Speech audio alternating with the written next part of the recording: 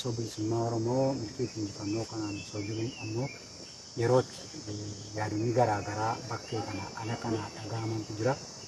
Yeroo ammaa mooraan ABO boodhaa akka jeequmsarra jirutti yeroo kaasan rakkoolee qabsoo keessatti amma mul'atan qaama hooggansaatu raawwatee kan jedhanii fi yaada hooggansi dhiyaatu yookiin ejjennoo sana morminaanii namoota yookiin garee tokko irratti dhiibbaa geggeeffamufaatu jira kan jedhanii dubbatanis ni jiru. Rakkoon dhuguma jira yoo jiraate rakkoon jiru maali?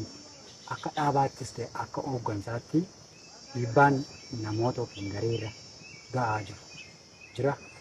Kananii haala mooraatiin dhaara qabsoo ABO nama geggeessaa jiru wal qabatee waan deemaa jirurraa. Yeroo Taanzaaniyaa osoo hin dhaqiin dura kan mootummaan dhiyeessedha. Keessumaa marsaa jalqabaa. DDR jechuun disarm, demobilize and reintegrate gochuu jechuudha. Irraa hiikta waan irraa hiikte tamsaasteetu uummata keessatti geessitee qubachiisu.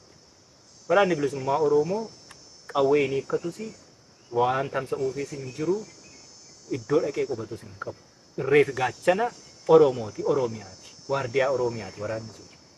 Kanaaf isin immoo yoo DDR'n fudhattan hin hiikkattan qawwee keessa yoo ta'e mee nagaa akkamii haasofnu jedhan.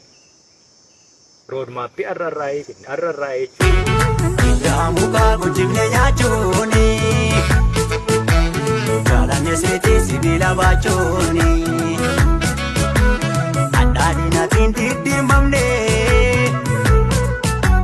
qabsoo hidhannootiif dirqamne.